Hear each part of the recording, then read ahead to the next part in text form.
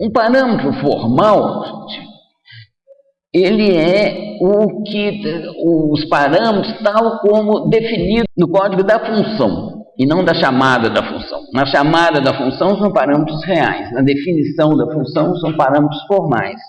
Então aqui, ó, FAT é um parâmetro formal de saída, que é calculado pela função, e N é um parâmetro formal de entrada, que deve obter um valor no momento da chamada da função. A gente pode ter funções com mais de um parâmetro de saída. Por exemplo, aqui seria uma definição de uma função que calcula duas raízes de uma equação de segundo grau. Bom, então a gente escreve assim, function, tá bom? Abre colchete, lista de parâmetros, igual a nome da função, lista de parâmetros de saída, tá bom? Nome da função, lista de parâmetros de entrada. E termina por end function.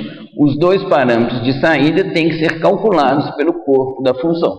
Para chamar essa função, tá bom? No programa principal, você coloca assim, raiz 1, vírgula, raiz 2, igual a EQ2G de x, y, z.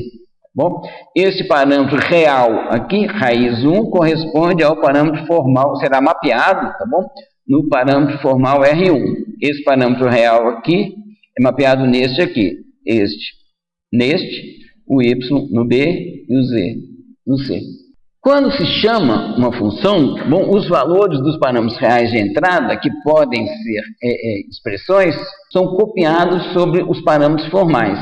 O controle é transferido para a função, que trabalha sobre os parâmetros formais, com esses valores que eles receberam no instante da chamada. Parâmetros formais, eles não existem o tempo todo, não. Eles existem durante a execução da função. Okay? Eles não existem antes da chamada da função, nem depois do retorno da função, só durante a execução da função. Uma alteração feita por uma função sobre os parâmetros formais não afeta o parâmetro real de entrada. As variáveis utilizadas pela função não têm nada a ver com variáveis de mesmo nome existentes no programa que chama função. Então, isso é muito importante até para divisão de trabalho, como eu disse. Eu encomendo uma função para uma pessoa, para um programador profissional, e eu vou usar essa função aqui no meu programa. Esse programador, gente, ele pode criar variáveis lá à vontade, sem se preocupar de estar usando os mesmos nomes do que eu.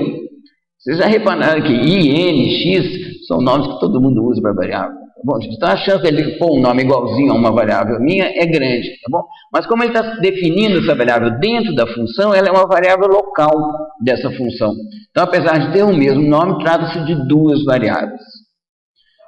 Bom, o Scilab, naquele cantinho lá das variáveis, ele vai mostrando bem claramente quais variáveis que estão em existência num dado momento.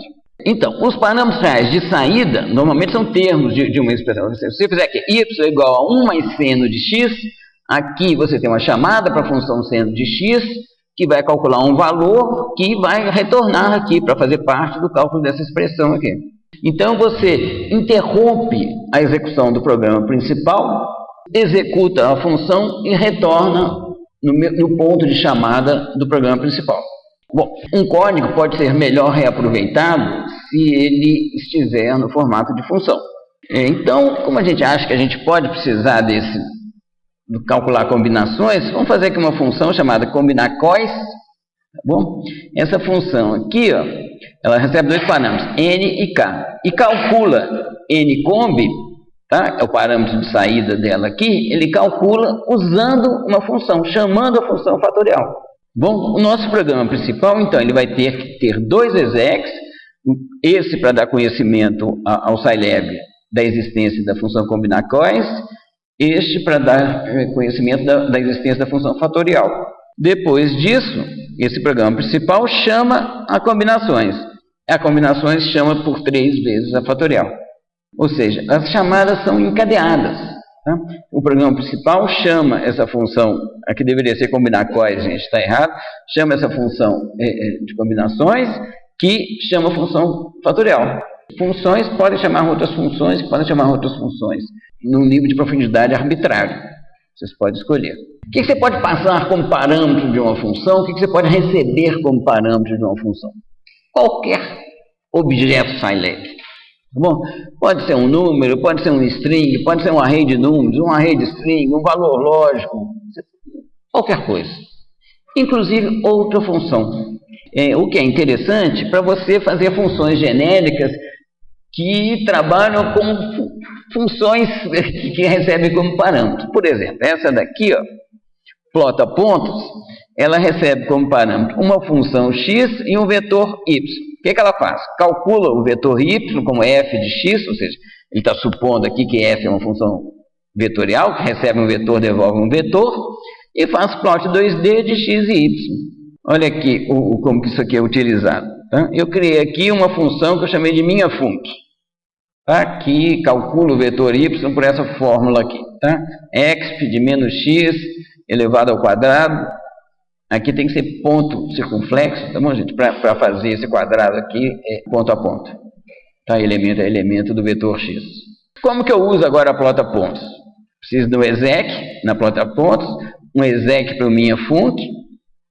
Calculei o x aqui, variando de 0 até 2π de 0,1 em 0,1.